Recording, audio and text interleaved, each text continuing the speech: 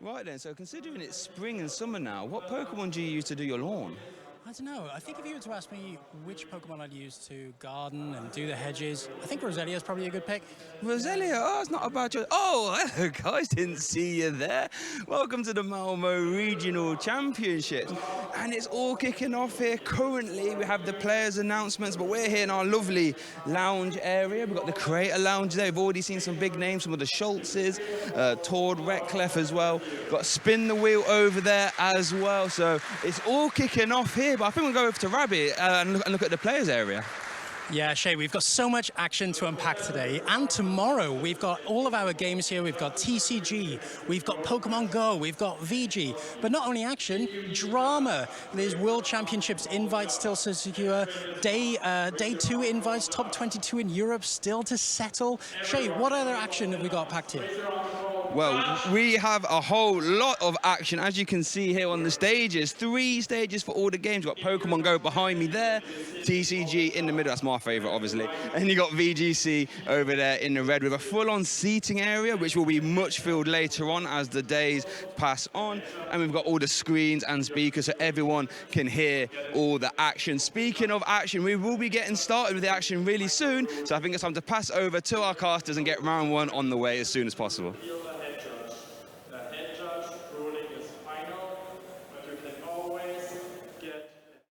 What an amazing region we've got here. My name is Mike and I'm here with Amy and we're going to be talking you through the first game of action here today. Are you excited for this, Amy? So excited. We've got a battle of the greats here for us. Even in round 1, the just magnitude in the room, the nattering of the players already. You can feel the tension. It is riveting. Well, it's the end of the season now, so a lot of these players are fighting for those final few points, trying to make it into that top 22 to get stipend for Worlds. But also, they've had the joy of engaging in League Cups and challenges to gain those extra points at home in their local areas.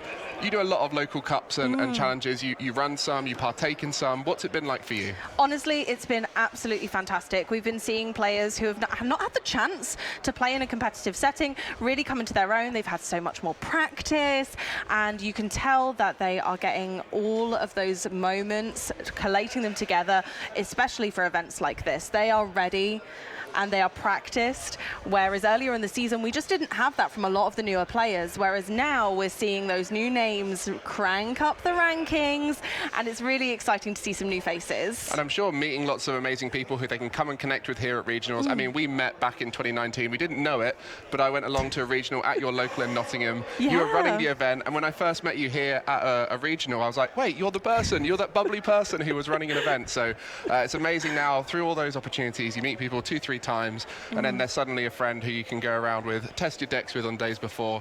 And I'm sure people have been testing, because this is one of the most exciting metas we've seen in recent history of Pokemon. So many different decks here.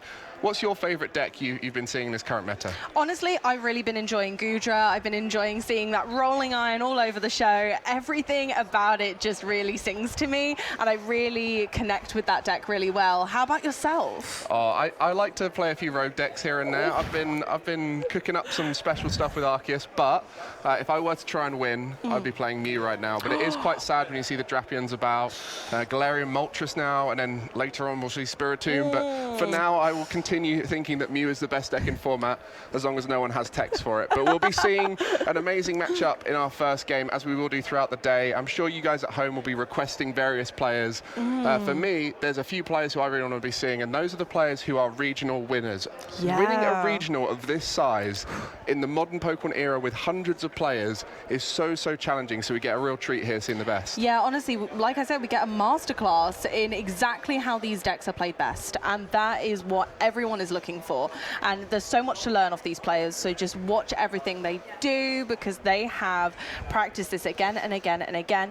But there are those special players who can just pick up a deck, walk into an event, and just annihilate the competition. Yeah, I mean, our good friend Alex Dow, who is often here commentating, he's one of those players. He just gets given a deck by a friend and he goes out and sometimes messes up on stream, but a lot of the time does so well. And he actually did really well at EUIC, getting loads of points, and then has been on that Cup and Challenge run, which I'm sure a lot of other players have finally felt like they're in range of that big 250 points to make it as a world invite. And at the moment, we've got lots of exciting tournaments coming up with NAIC, the excitement for that. What's the kind of the future of Pokemon for you? What's the most exciting thing when you see these big regionals coming up? Honestly, it's just exciting, like you say, to see those friendships that are brewing throughout the community and the amount of people that are testing together you've not seen together before, the pairings that happen again and again and again. It's one of those things. Like at EUIC, I paired with a lovely player, and then at a local event, we paired again. And I think that just little moments can really bring together this community. Having locals back to be able to bring everyone together is huge. Well, I'm excited to tell you that we've got our first game coming up and ready.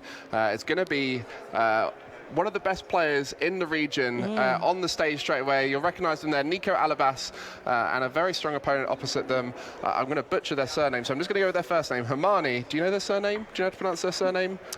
I'm not 1,000% sure. This is one of the challenges we have here in Europe, because we have such a multicultural region where people from all sorts of different areas speaking different languages. Some of the surnames can be quite tricky for us. I'm going to go for it. Haitalati. Are we good? Is that, do you reckon that's good? I reckon you Solid. nailed it there. I think so. But I definitely know the pain myself, so I understand. There you go. You guys at home can now see those names on the board, so give us your best pronunciation in chat.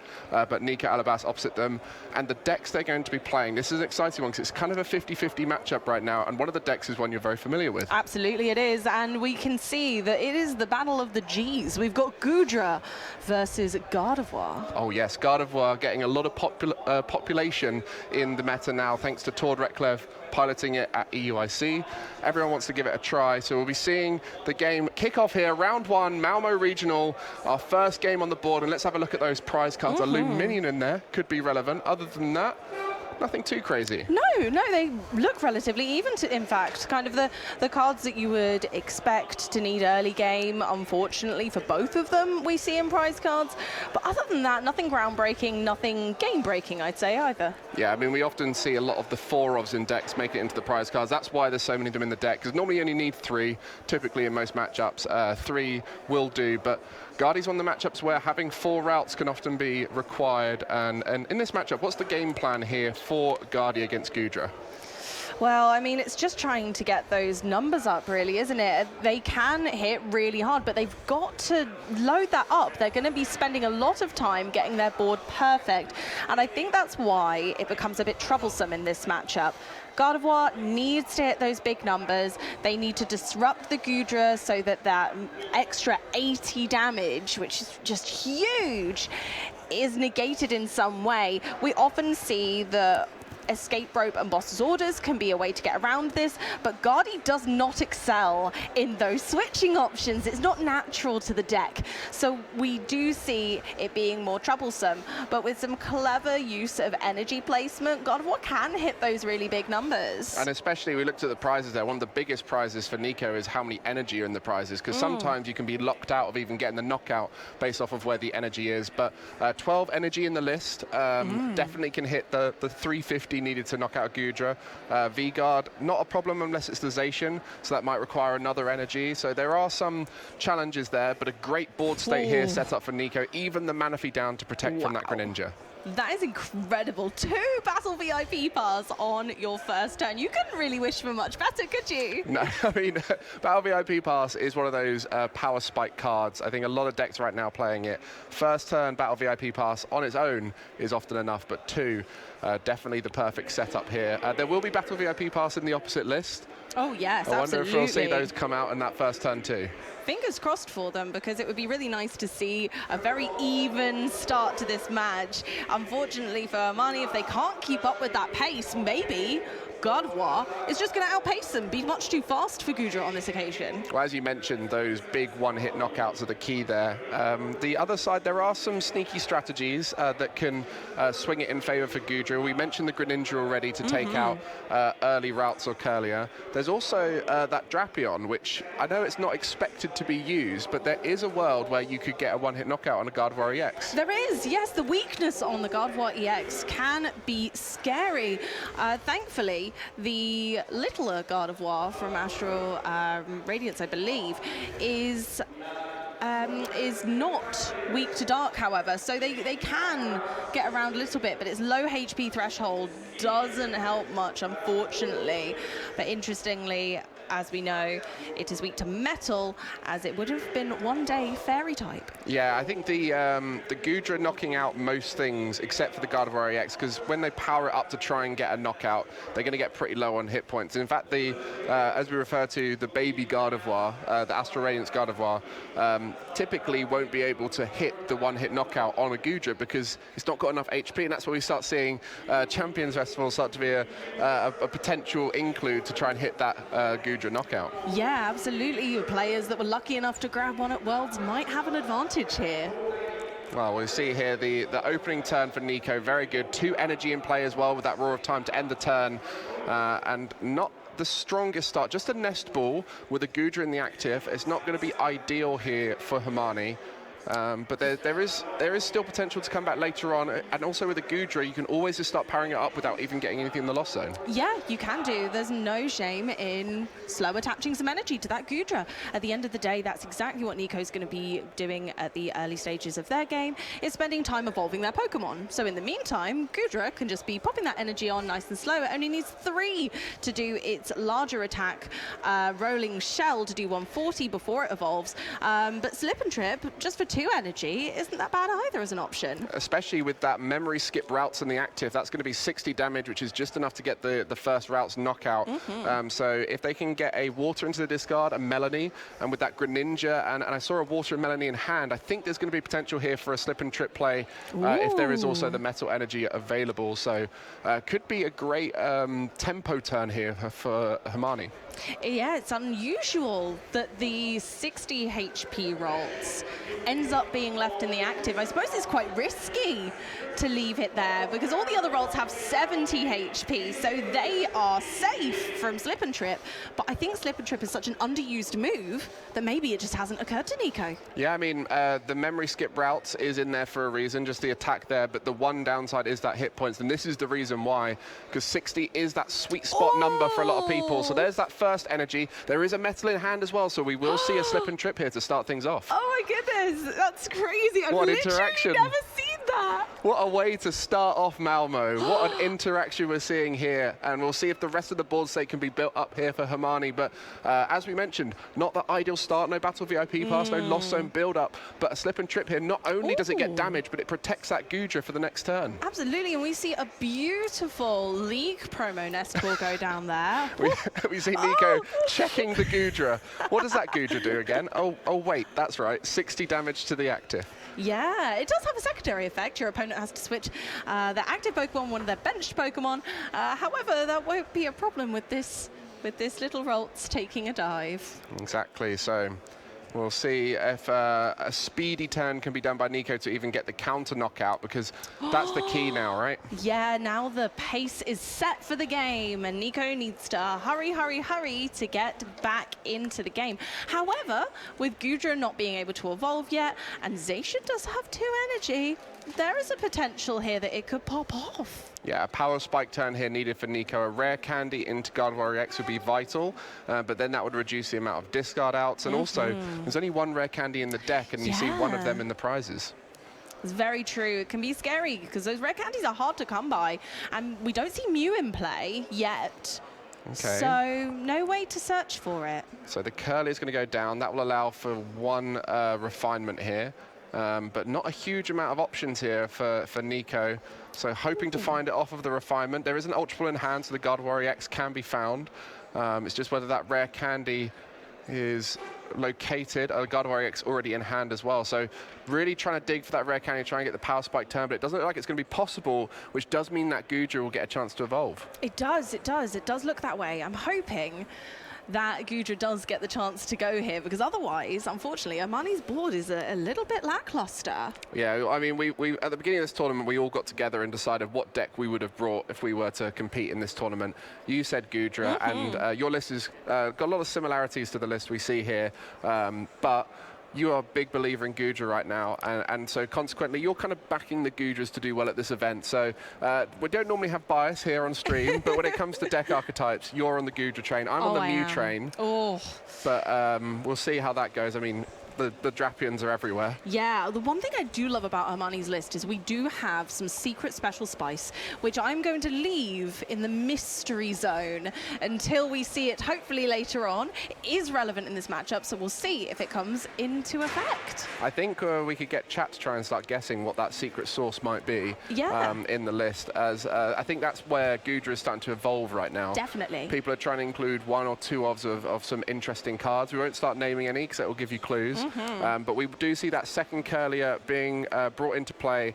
No access to the rare candy, has to just go down the slower route, so that will give the Gudra a turn to evolve. Might sustain some damage from the Zacian, but it's not going to be enough to get a knockout.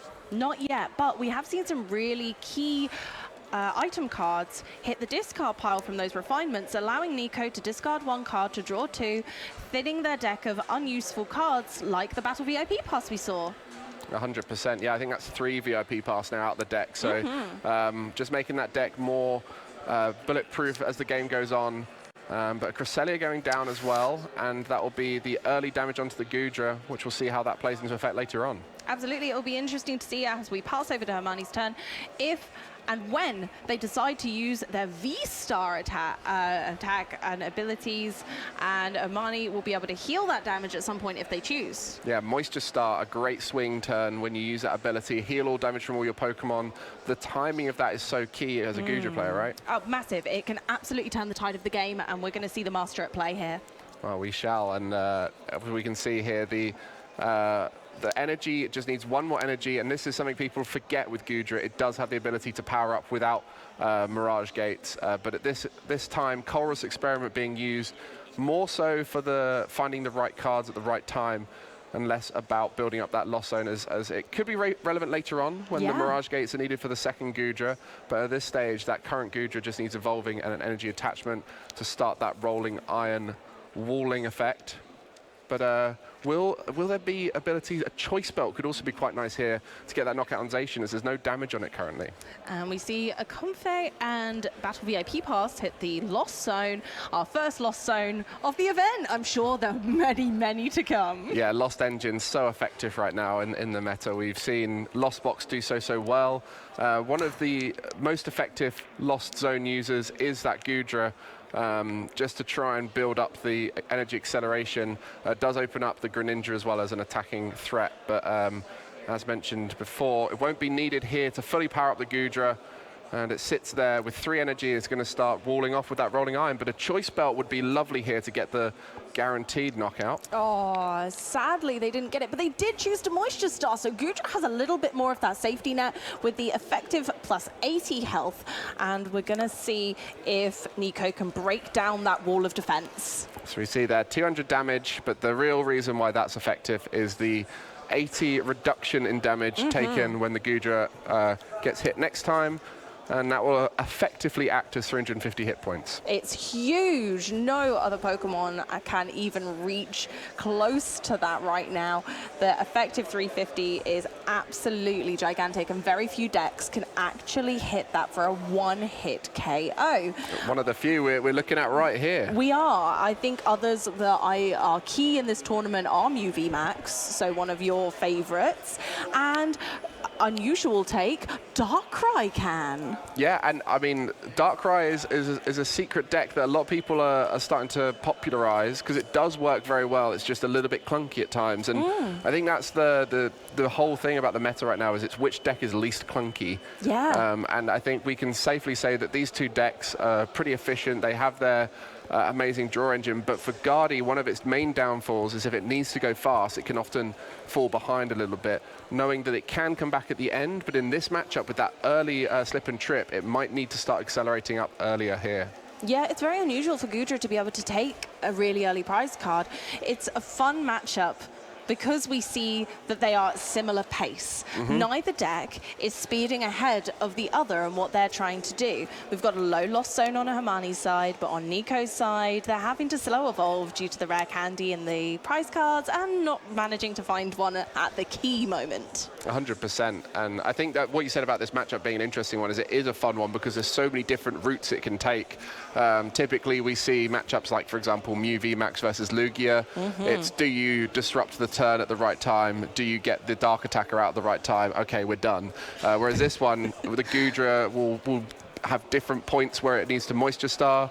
The power spike of the Gardevoir deck will change, as we saw here. Early knockouts will be different for each side.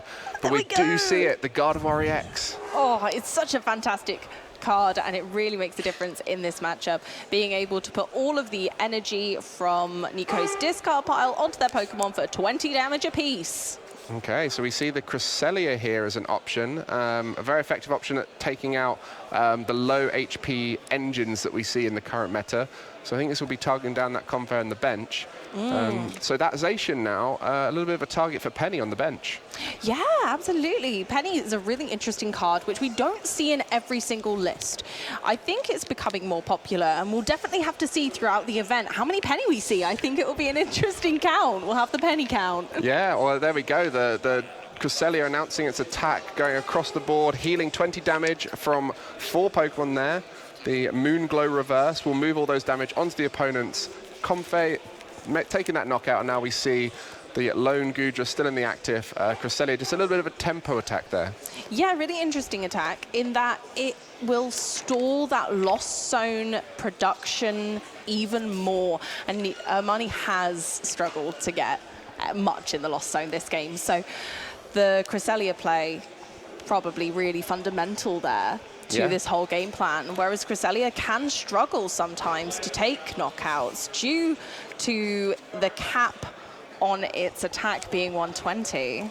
Yeah, and the other interesting thing about using that attack is it's spread energy out, which means that that one-hit knockout on the Gudra is going to be less likely. A lot of retreats will be needed to start getting those energies off those Pokemon.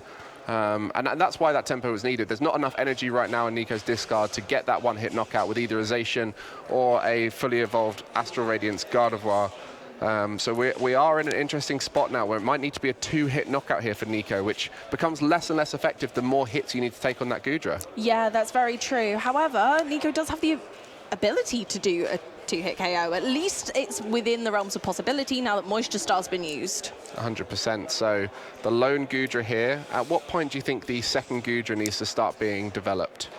I'm not sure in this matchup. It's really hard to say, because once that Gardevoir EX is in play, sometimes techs like that Drapion may be more valuable, but in this instance, no Mirage Gate accessibility makes it really difficult to be able to know exactly the point in time that it's worth risking benching that second Gudra. Yeah, and we've got a right joy of a first match here. You know, on round 1, it can be quite hard to find 2 equally top-tier players, and we've been lucky enough here with Hermione versus Nico to see a delightful matchup where both players are playing very smart Pokemon right here, and typically we see a lot of these players. You mentioned the League Cup players, the ones who've got a bit more experience now.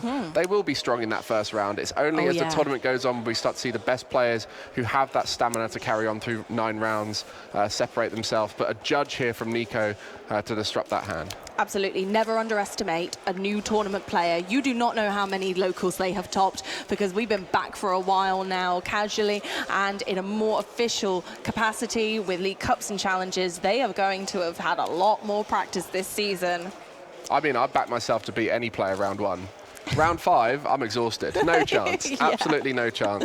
It's a really, really long day. It is, but we do see the judge now is going to completely reset this game here. And I think this is where we start to see whether the Lost Engine might start to play into effect, because without the Mirage Gate, the ability to quickly bring another Gudra or bring something like the Drapion to take Gardevoir EX knockout is not going to be possible. So no Comfey in play, and doesn't want to put any Comfey in play because worried about the Cresselia. So there's lots of really interesting interactions here based off of how that early game went. Yeah, it set the tone for the whole game, and knockouts are slow and steady. And we'll see if this snail can win the race. Exactly. So I wonder what Nico's going for here with that Cresselia. You think he's going to try and start taking damage on that Greninja? You might hope so, but then is it worth doing chip damage when they can't do much bench damage otherwise in their deck? Getting some damage on the board is better than none, but maybe it's better to chip away at the Gudra. I'm not sure. Yeah, we also see that Sky Seal Stone that will make a 3-prize knockout on the Gudra V-Star possible. So there is lots of interesting routes here. I keep mentioning it just genuinely because I don't know which route they're going to take, and a lot of it will depend on which cards they draw at the right moment. So definitely stay tuned for the rest of this game, and neither player can scoop at this point because there's no way of knowing how this is going to pan out. No, not at all. Both players, it's very much in their ballpark. They could just absolutely pop off. Choosing to put energy on the God of War EX is something that was not commonly seen. It's interesting to see that he's not threatened by the potential of anything like a Drapion, knowing the Lost Zone is really slim, going for the 190 natural damage, but unfortunately with an 80 reduction onto that Gudra. So that's going to be 110. So with that, I mean, the Zacian is currently on the bench, 2 damage to be a threat. You can't get knockout with God of War EX, but probably will look to try and find that penny, reset the Zacian for a knockout next turn with the Sky Seal Stone. That's the dream turn. That is the dream. And it's looking possible. It's looking very possible. Amani has had to attach another water energy to Gudra, even though it doesn't need it right this second, with Melanie in order to draw cards. So it looks like that judge was rather impactful. It was. I mean, that's why it was got in that moment, because a judge, as we know, is a very effective strategy in the meta right now. It's why Arceus builds are doing so well, Judge plus Path. I mean, Mew's doing very well with Judge plus Path. Neither of those decks in their own right super scary, but you can win back a turn with the ability to disrupt your opponent. So, and we've mentioned how the pace of play here is really important. Both decks generally have a slow start, but picking up the pace in either direction could solidify a win. Yeah, so that 110 damage, very important because it threatened a next turn knockout, forcing the next Gudra down, and this is where Gust outs potentially could be brought in to start taking knockouts on the lone V on the bench. So lots of options available. Yeah, the scary part might be if that God of War does take an unfortunate knockout, then how's Nico going to get any more energy on their Pokemon? There is that, and there is no routes developed right now. There's no Curlier developed. There's literally nothing in the God of War line developed. So to try and get the Zacian up, maybe even powering it up now, if they could, if they were to get that penny. There it is. Oh, there we are. Good prediction. It was the only way. Surely. It was the only way. They had to draw into it. They've limited the amount that they were able to draw due to the lack of Ralts on board. So that penny was fundamental. Well, here it is, that penny into the Zacian, meaning the Sky Seal Stone option is available. And it doesn't need to hit that big 350 knockout because the God of War EX poke from last turn. So very well played here by Nico. Absolutely, but look, as the Master's in play, Amani knew that this might be the turn that they take an unfortunate KO on their original Gudra, popping that second one on the bench. So it's not as threatened because the big V-Star in the active is much more appealing for Nico to take a KO on. But we spoke about the Lost Zone. Every single time it comes up with this end game, only 2 in the Lost Zone. So Mirage Gate is 5 away from being available. And there we see the Sky Seal Stone as well coming down. So it's going to be 3 prizes, leaving 2 prizes left for Nico. And if that Gudra V-Star doesn't get powered up in time, then Zacian will be able to take another knockout. Yeah. So we shall see how important that will be going into the next turn afterwards. I don't see a world where... Is that important for the... I mean, at this point, maths with the 80 reduction is always hard to get. So how many energy is that there? Really That's 7 energy. 7. Plus the 60, minus the 80. Quick maths. And does a little knockout. That's a lot of damage. That's a lot of damage. So was it 270 minus the 80? That'll be 190. 190 on the 110 already. Oh, that's enough. Oh, that is some hard mathematics. Yeah, and we can see there the Greninja going to put water into the discard. And right now, I don't see a world where that Gudra V-Star is going to be able to get energy on it and attack. And I think that's part of the reason why those 7 energy were put on in preparation for the next Gudra V-Star knockout, just in case the God of War EX does get knocked out this turn. It's true, however, if we're lucky to see some Comp-Phase pop off, hitting lots of Pokemon in the Lost Zone, or lots of cards in the Lost Zone, I should say, isn't unheard of. And they've left the Greninja inactive to make it slightly easier for them to retreat in the instance that they are able to. But it looks like they're going to attempt to stall by bringing forward the Luminion instead, knowing that Nico has really limited options of switching. They don't have anything in their deck traditionally of Gardevoir in order to retreat, and there it is. We see them scoop it up right there, seeing that Luminion had a retreat from a Psychic Energy in Nico's hand, and we're going to be moving on to game 2 very soon. And that's what Gardevoir EX can do. It can just start taking those knockouts at the end of the game. That penny was so key that turn. Everything played out beautifully there by Nico. And really, it was that early knockout that set the tone with Hermione, but the lack of Lost Zone build-up let him down at the end of the game. It really did, unfortunately. That wasn't able to keep pace, and that's the huge thing about Goodra. It needs that Lost Zone in order to be able to make those comebacks when Gardevoir starts to build up. Yeah, exactly. So we'll see game 1 going in favor of Nico, right? Yeah. So we'll see that change on the scoreboard at the top there. 1-0 Nico. Very well played, as this is a kind of 50-50 matchup, but I think the way that first turn went for Nico was just so in favor of Gardevoir. Going first, getting everything set up, becomes very tricky then for Goodra. Yeah, getting that set up with 2 Battle VIP pass was absolutely crucial, and we knew that they could come back with that. So although the slip and trip did take out that little rolls, unfortunately it wasn't enough. Yeah, I mean, it's going to be tough when you've got the Melanie needed on that first turn to get the Goodra in play, and then you also have to think about Colress experiments are required when you've got no Comfey developed, and even that Cresselia knockout in the Comfey could have been so vital in hindsight on making that game more winnable. So Nico dissecting the Goodra list in an important way there, but we see here Gardevoir EX. Let's break this down. What's its strengths here? So its strengths generally are going into things like Miraidon and Mew VMAX.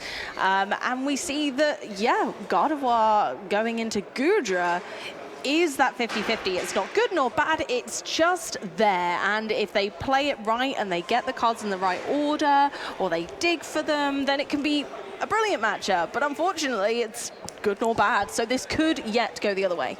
What I love about the 50-50 matchups is how much it makes the two players have to play at their best. They cannot get away with mistakes in those kind of matchups.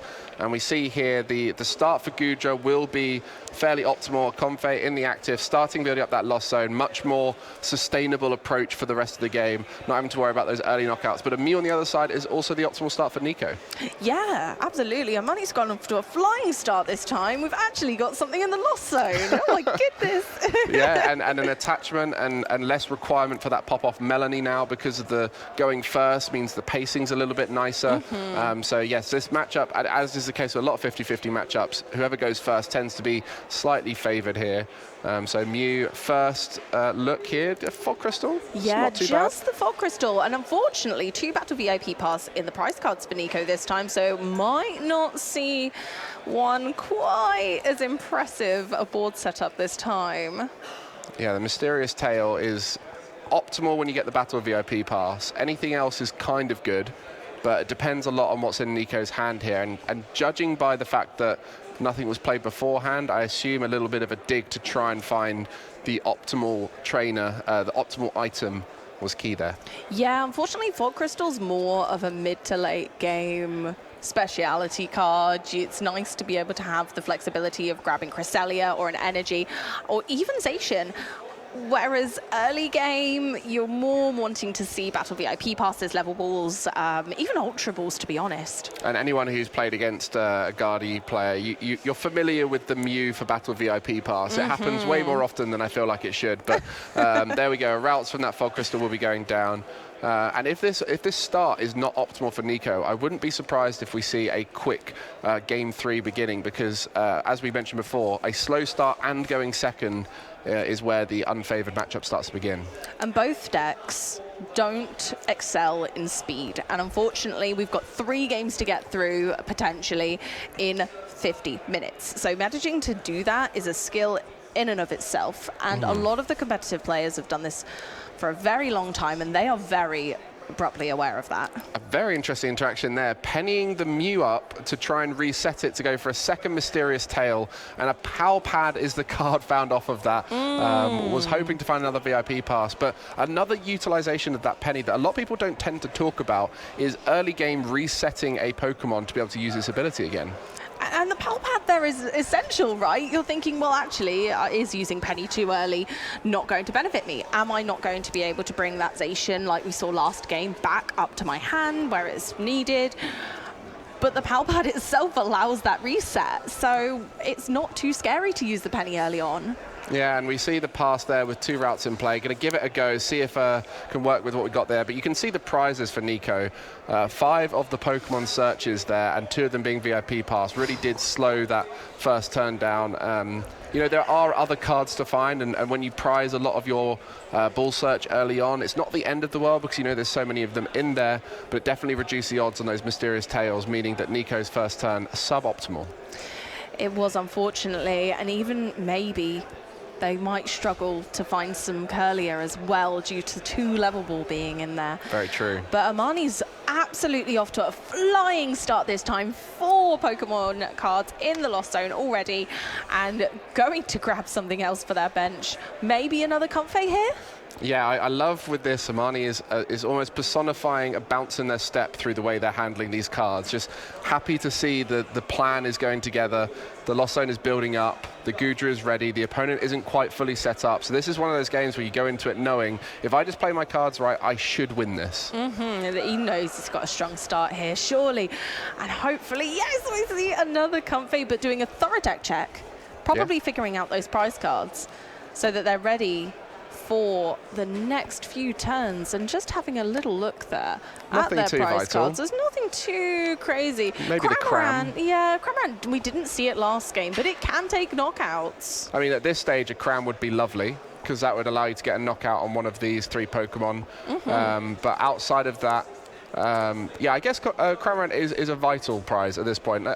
We can safely say that it's not going to probably change the game, based off what we see right now, but it would have been able to get that swing turn here and get the knockout. So yeah, and like we said earlier, getting those early KOs can just be enough to turn this game around. We see the second attached to the Gudra. It's happening again. No way are we seeing another slip and trip here. I think this might be the first Gudra-Guardi matchup in the history of Pokemon TCG where we've seen a slip and trip initiate the prize race in both games, and that was just purely because the Cramorant wasn't available on this occasion. Gudra truly is slipping and sliding into the victory spot here.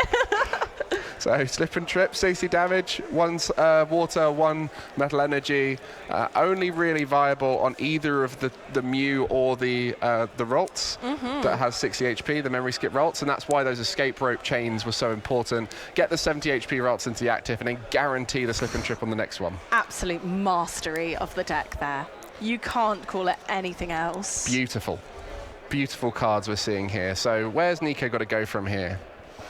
Nico really needs to start getting the momentum of their deck going, so they've decided to, there we go, Luminion for a Professor's Research to reset their hand, hopefully grabbing some Curliers, or maybe even the Lucky Duck might get a Rare Candy and Gardevoir. Yeah, just the 3 research in the list. 4 was the Tord list that we saw do so well at EUIC. We had a chance to speak to him a bit about it, and he described his decision around the research being, well, I played the Mewtwo V Union build of Gardevoir, didn't like the Mewtwo V Union in it, but loved the fact that the engine worked so well to try and get the Mewtwo V Union out, and therefore just took the best bits of Mewtwo V Union build for consistency and took it into a straight Guardi build, and that's where he came to the 4 research. That's so, so clever to be able to use the strengths of both parts of each deck and bring them together in harmony, and we have seen it be a popular choice now. Yeah, and Luminion as well, another little Tord special, does open up the Sky Seal Stone as an option there. So we are going to see what is coming off that research here. I think this is the point where you start to get a feeling, is this game possible? You know, the Gardevoir EX is down. Not a huge amount of Psychic in the discard at this stage as well, just the 1. And we'll see what is viable here for Nico. Yeah, popping a little bit of damage on that Comfey and an energy. I love that Sky Seal Stone doesn't need to be on the Pokemon that's going to be attacking. I think that's one of the really magical things about the card. It was able to be played so that it wasn't wasted before that Professor's Research. We've seen some fun interactions as well with Tord playing the list around the Sky Seal Stone, of putting it on a non-V Pokemon and then pennying it up later because you don't want to discard it. So there are some clever interactions there with the penny too. But we see the Zacian down there. I'm concerned at the ability to get enough Psychic Energy into play, so I think it's going to be a Cresselia play here with 20 damage on the active Mew. There'll just need to be a few more 20 damage tokens put around. So there's going to be one on the Cresselia. And is there other Psychic there? There's one more Psychic, goes onto the Zacian. And so just the one more needed from somewhere. Okay. Oh, they're going to attach for turn on the Zacian as Maybe well. this will just go straight into the Gudra to set up a knockout. Maybe. Little chips of damage can be fundamental, and Gudra doesn't have anything reducing that damage right now. There we go, straight onto the Gudra. So that will put it more in range of a knockout. Not looking to get the engine at this point for Nico, just thinking ahead for the Gudra V-Star. Might even force a Moisture Star out early. Yeah, that's the issue, and a little bit of damage has popped onto a Gudra. It can still be really scary, popping it in range of a knockout, but a less glorious Moisture Star with only 60 damage coming off the Gudra can be frustrating, to say the least. Yeah, and as we know, the Curlier is so important with the refinements to start blitzing through that deck, but due to the lack of early routes development, we only see the Gardevoir EX available, and outside of that, there isn't really much of a draw engine outside of supporters at this stage. So Nico still has a lot of deck left, not many Psychic in the discard pile, so not optimal start here for Nico, but has had some options to begin putting pressure on. Indeed, Nico's going to need to use those Professor's Research very cleverly in order to be able to get as much energy into the discard pile as possible. Yeah, I think there was an Ultra Ball and Psychic in Nico's hand, so he could have got the knockout on the Comfey, but actually choosing to go on the Gudra shows the sort of quality from Nico, recognizing that knocking out Gudra is far more important this stage. Zacian next turn might be an option to get that knockout, and so an escape rope here, trying to put that Gudra on the bench to take it out of the limelight, maybe get some more Comfey going. I'm curious to see what Nico's going to put forward. Escape ropes have been the bane of their existence this match, and we're going for the Mew. Maybe another slip and trip might come out here as Maybe. we see Comfey building up that lost zone again a little bit more. So currently at 7, so it doesn't need anything more, but we'll start thinning out that deck from various cards. Mirage Gate, is that the first one we've seen? I believe so. Whew, there were going to be many more this weekend, but Mirage Gate, and I wonder what Hermione's going to go with here, because there's no protection for Nico's benched Pokemon right now from Greninja. Yeah, I wonder if the 90 damage on 2 Pokemon would be relevant at any stage. It looks like that's going to be the strategy. Yeah, that water energy there was from the Lost Zone, just accidentally drawn across to the Greninja. So we see the Greninja strategy. Which 2 Pokemon do you reckon he's going to go for? I reckon they might take a knockout with Mew and maybe pop some damage either on Gardevoir or Zacian to set up for a Rolling Iron knockout later in the game. So 90 on the Gardevoir. Wouldn't put it in range of a Rolling Iron. No, not Rolling Iron. But I think the Zacian, I think you're right with the Zacian maybe. Yeah, the only issue is that Zacian can be pennied, and we saw Penny be palp-padded back into the deck earlier. Yeah, I think the Zacian would make sense, stop it from hitting those big numbers through lots of energy attachments with the Psychic Embrace. But again, this is what we said about this matchup that's so beautiful, is the route they take is always so unique and different every single time. And so we'll see what Hermione cooks up here. Indeed. I think the Zacian play is fantastic because it limits its damage output as well, as you said. But we'll see. Whether it can then be pennied. What's the plan here, Hermione? What are we going for? What do we think? The thing is, every decision could be right. Oh, absolutely. I maybe not putting on the Luminion, I don't know. So it's going to be the Zacian. There we go. We guessed it right. We're smart. We've got this. So we see that Mew going down. That is going to be a prize card as well, continuing that tempo. And now just 4 prize cards remaining. It will most likely be a Zacian and a Luminion if that's possible. But we do know that Penny and Collapse Stadium are ways to get that Luminion out of play, so that might not be available later on. Maybe not, no. And Nico has unfortunately been struggling to keep their bench filled and solid. Generally, Gardevoir's always wanting to keep a full bench so that Cresselia can do its thing. Penny and Collapse Stadium both become really key points in removing Pokemon they don't want in play at crucial moments. Could also potentially see the Drapion coming out to close out the game on a Gardevoir EX. Yeah, we've got that option this time. Mirage Gate is live. 100%. So we see a Psychic attached from hand. And a Judge played here, so that's 3 on the Zacian. I don't think any more in the discard. So it's going to take a little bit of work there to get that Zacian up to a Gudra level. But right now, no Gus means Greninja is going to be the target of this next attack. Yeah, absolutely. And Hermione's been really clever in that because Gudra already has damage on it, reducing the output that Zacian can actually do back means that they don't feel the need to Moisture Star right now. That's true, yeah. The Moisture Star is now still in the locker. It's also forcing a Gust, and the amount of energy needed is going to be pretty tough with the lack of Curlier in play. So just playing for the most likely outcome, that Gudra's going to stay on the bench until needed, and then that's maybe when the Moisture Star will come out. Indeed, Nico has begun their turn with quite an unusual hand. We see Battle VIP pass. We also saw that Penny chose not to use it and take the KO. And there we go. There's that 90 damage now coming into play. Not needing a choice belt at this stage. Oh, there's Raihan. Oh, that's a good include. So why would you include a Raihan over a Melanie, for example? So sometimes with Gudra, unfortunately, you do have to discard a metal energy, or even just giving yourself the option of discarding a metal energy and not having to worry about it later. Including one or two Raihan even is really fundamental to making sure that you're able to recur those metal energy, but also being able to search the deck for any card. And it looks like we went for a V-Guard energy there, again, sort of probably hoping to solidify that they can keep Moisture Star for later in the game. Yeah, I mean, what would you rather do? Draw 3 cards or... take whatever you fancy. Take whatever you fancy. Yeah. And at that point, to be fair, drawing 3 cards comes with the benefit of... I think that's going to be a scoop there from Nico. Looks like they thought that Hermione was in too much of a commanding position there. Makes complete sense. We were talking about stuff down the line. Didn't matter at that point. I think Nico knew exactly what was happening there. Hermione was just so on pace to go ahead there. Hermione taking game 2, so we're going to go into game 3 here. Not a huge amount of time left for a slow matchup like this. No, they are slow and steady, but if either of them are going to win the race, who do you think this time? I mean, a lot of it pans down to who goes first and who sets up well, right? So the fact that we're going to see the Gardevoir deck go first, I think that definitely goes in favor of Nico. Yeah. But equally, if that first turn isn't set up well, you can always swing back very quickly to the other side. Yeah, both decks have the potential of swinging back into a late game win. So both have everything to play for here. We are going to definitely see this match finish out, I think. Well, if you're just waking up, we are here at the Malmo Regional.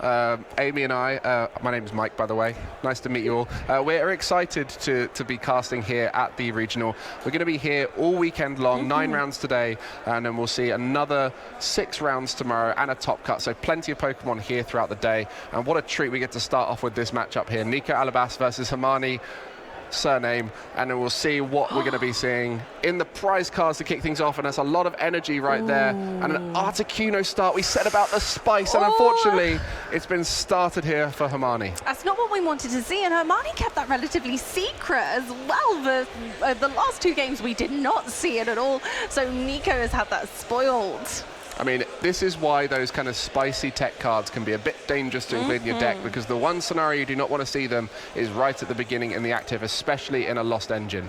To be fair, though, the Articuno can paralyze, and it's not a bad early game Pokemon. It only requires 2 energy in order to set that paralysis in.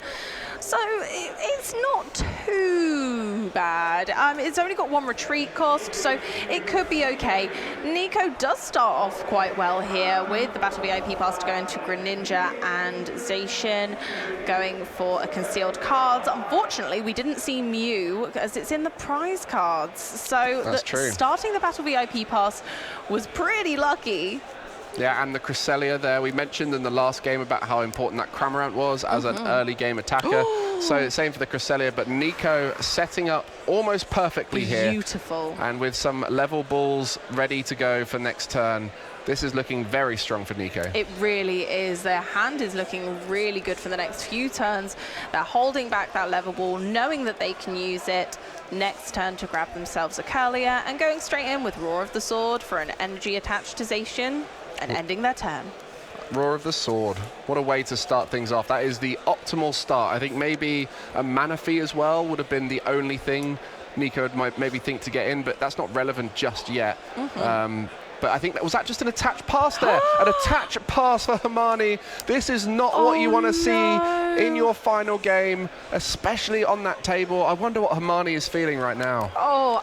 Must be absolutely heart-wrenching. Now, they might not feel too threatened by Nico's board right now. Nico was unable to manually attach an energy to Zacian last turn, so theoretically, they might not be able to attack this turn anyway.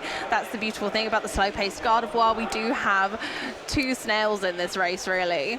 But no supporter, no Confe on the bench, no second Pokemon on the bench at all.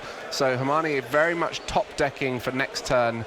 Now, there's no doubt in my mind that if we carried this game on, it would go very in favor of Nico. But right now, we do see that clock 7 minutes left. So it is so much based off of how this early game goes. An Ultra Ball here, will that be another Curlier? Will we be able to see a rare Candy and Gardevoir EX maybe coming out? And there it is, Gardevoir EX, rare Candy, and that's going to be game there. Hermione attach passes into the optimal start for Nico, and he has shown exactly what this Gardevoir deck can do when running perfectly. Nico winning the first round. What a player, what a game, what a start. That was absolutely bonkers. I can't believe that was over so quickly. I said we didn't have enough time for a round 3, but when it is an attach pass like that, that is just so unfortunate. And we mentioned how amazing tech cards can be, the spicy cards coming out in those big matchups, but maybe you start with the card and don't have anything else, and that is the worst case scenario. And that's where those streamlined deck lists, like the Gardevoir EX list we saw just there, are so good at consistently playing off those first turns. But we started off here at Malmo with a stonker of a start. It's whether you decide to risk the lack of consistency for something spicy, or that could get you out of a really silly situation. But in this instance, unfortunately, it worked against them, and the Articuno start was the start to the fall. I mean, it was a very quick fall. I don't think I've seen Articuno fall from the sky that quickly, and maybe it was a rock-type attack. Maybe. Anyway, the point is, Articuno fell from the sky with 1 energy attach, and that was it. Unfortunately, Hermione losing their first game, but as we know, 9 rounds of Swiss, there's always a chance to come back later on, especially if you have one of those tougher matches in your first round. I'm sure Hermione will be going on to do great things. Absolutely, and we have seen great things from them many a time before, and I doubt today will be any exception. We also can only hope that Articuno does them well in a later round. I hope that it does get a chance to shine today. Where do you think that Articuno is going to really favour? What matchups is that key for? Honestly, I thought Gardevoir, because they lack switch options. So if you paralyze it, they won't be able to use a switch or an escape rope. They run nothing. The only thing that can be used in Gardevoir is Penny, but if you bring up an evolution Pokemon and paralyze it and just keep going, how are they going to get out of that paralysis lock? Yeah, if you do 2 paralysis locks on the Gardevoir EX, it puts it in range of your Goodra. Yeah, I mean, it would be great in that matchup, and I guess we didn't see it because Game 1 went so in favour of Gardevoir, Game 2 went so in favour of Goodra that holding on to it for that Game 3 was the plan, but unfortunately, it was shown. It was shown. It was. Not in the nicest way. No, not at all. So I really thought that paralysis was going to be key here. And unfortunately, we didn't get to see it. But hopefully later on in the day, they might find that they're able to paralyze some Gardevoirs in the active. I feel like Goodra has let you down here a little bit. It does. As soon as I saw that Articuno, I thought, oh my goodness, that's so clever. I was so ready for it to really stop that Gardevoir in its tracks, but unfortunately it wasn't enough. As I mentioned, Goodra is your deck of choice right now. All of us casters had a chance to pick our deck we would have taken into this tournament, and yours was Goodra. We mentioned that earlier on, but what has everyone picked here? As you can see, we've got Snorlax Block from Benjamin.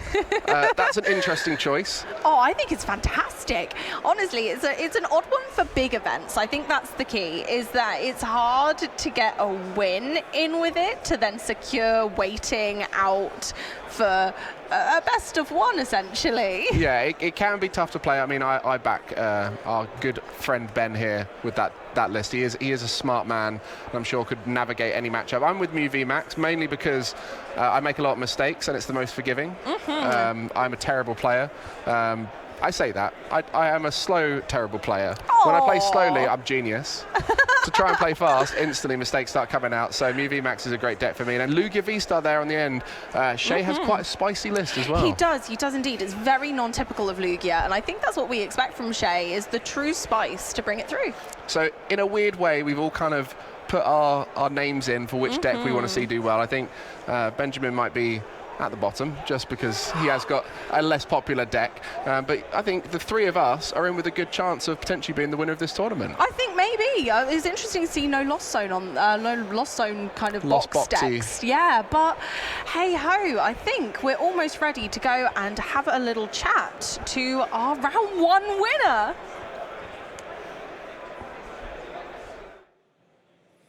All right then, guys, so now we are back, joined with Nico, the winner of our round 1. First of all, how are we feeling? You've been on a bit of a run recently, you know, Utrecht special champion, and you won the London Cup with Gardevoir as well. So how are you feeling here at this event today?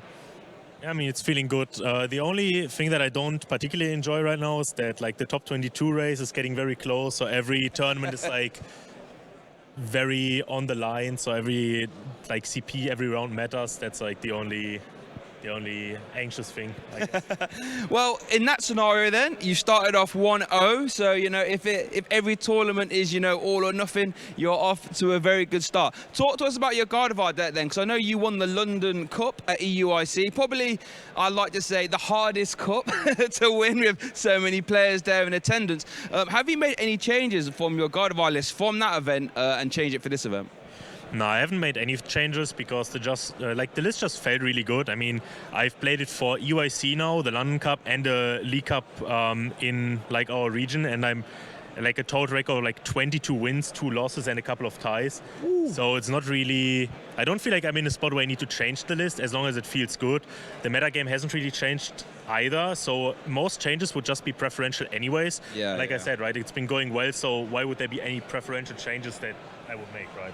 I think that's actually good advice for anyone at home listening. If the deck is working well, 22 wins and 2 losses, no need to rock the boat. Everything seems fine to me. So talk to us for that game 1. We saw the Cresselia play, knocking out the Comfair, and I feel as if that might have delayed Hermione being able to recharge another Gudra because there was no cards in the lost zone. Is that a common strategy used against lost box decks and or Gudra decks? Yeah, it's very good against Lost Box or like any deck for that matter that plays a lot of low HP Pokemon early on. Yep. Because the only thing that Gardevoir really throws with is setup, right? Because you play stage 2 deck, you need energies in like rotation to be able to use your big attacks with like Zacian or the baby Gardevoir. So having any kind of like very decent like early attacker, and obviously like it has great synergy with Gardevoir itself, because not only do you get the damage, but you can also power up your attackers in the meanwhile, don't have damage on them. It like in a lot of matchups it's like super relevant because you get to a point where KOs they would normally take if you, let's say like a Zacian, and you attach like 2 with your ability, 1 from hand, and then you're already down to 180. So there's a bunch of decks that obviously can do 180. But if you are at like a clean 220 or even like a 200, that changes a lot of math. So that's why Cresselia is really nice. And it's usually used like you saw in the stream game where you pick up knockouts. Yeah. Sometimes you can use it to set up KOs, but especially against Gudra, it was more because I was having kind of a slow start, because usually you never want to hit into a Gudra because they always have at least 1 V-star. So one of your attack already like goes into nothing anyways. So you'd rather avoid that and just take a knockout instead, or maybe even like set up something else. But yeah, against Gudra it's like relatively hard. But against something like Lugia, for example, you can also set up the Lugia V-Star or like a Sky Seastone play, because obviously getting through like 310 HP with the V-Guard energy can be like very rough. Yeah, no, for sure. Those V-Guards can be rather annoying. So while you was playing, I was actually looking at the matchup data for Gardevoir EX into Gudra. And it's actually Gudra seems to be slightly favoured at around 52 to 53%. So when you know you're sitting across the table from a Gudra, what are the sort of common lines or strategies you tend to look for? I mean, first of all, I don't think Gudra is favored at all. I think it's a very good matchup for Gardevoir. Oh, very good matchup. Okay. Which is also why in game 2 I was actually considering scooping way earlier, because I was like, okay, my setup is like very slow, and I know this matchup is like in my favor, especially because of the Sky Sealstone. Like if you cut the Sky Sealstone, it gets a lot more awkward because you kind of have to go into like 2 Cresselia plays, or you have to like double boss, which is obviously with like only 1 or even like 2 can be very hard. So you'd rather avoid that, and obviously if you play it, then you just need to pick up 1 knockout on like a 1 pricer, which can be either the Greninja, can be a Comfy with Cresselia, can be a Cram, and then you just KO 2 Gudras because they have to play 2 Gudras, and you just take out 1 with Sealstone. So you take 3, and then you just take 2 with the other one. And obviously there is things that can go wrong, especially with a deck like Gardevoir that is like relatively slow. But generally, if you get a decent setup, you're definitely favored against Goodra. Fair enough. Well, you heard it there first. The matchup data could be wrong, according to Nico. But talk to us, like you said there, Gardevoir, sorry, can tend to be a slow deck. But in that game 3, we saw the turn 2 KO. Is that something that pops up often with a rare candy turn 2 Gardevoir? If you ask Tord, yes. If you ask me, it rarely happens. It's like, it's nice to have it in the deck, and especially like normally if you also have access to the Celebrations Mew, then you can pull it off relatively easy. If you have like one piece and you can see like a couple of cards with your Refinements or Greninja, and then you see 6 more with Mew, it's very reasonable to get there. But just like the natural draw, like I had it in that game, is like relatively unlikely. Yeah. But obviously it worked out nice.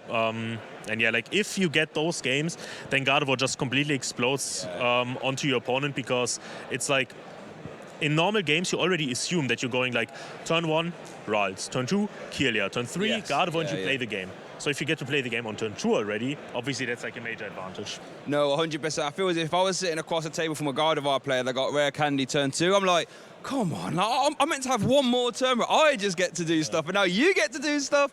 Oh, goodness gracious. Well, Nico, I hope that you get the turn 2s more often. It's been a pleasure talking to you, but I think now we're going to have a little video about EUIC where Nico also did well with Gardevoir.